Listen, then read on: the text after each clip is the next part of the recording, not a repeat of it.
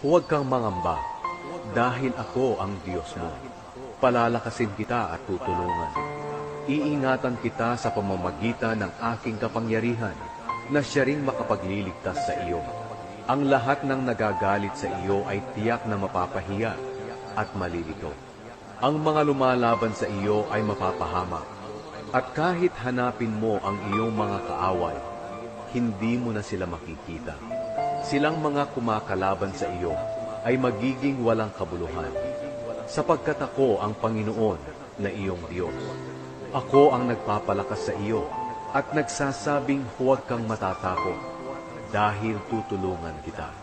Kahit na maliit ka at mahina, huwag kang matatakot, dahil ako mismo ang tutulong sa iyo. Ako ang Panginoon, ang nagsasabi nito. Ako ang iyong tagapagligtas, ang banal na Diyos ng Israel.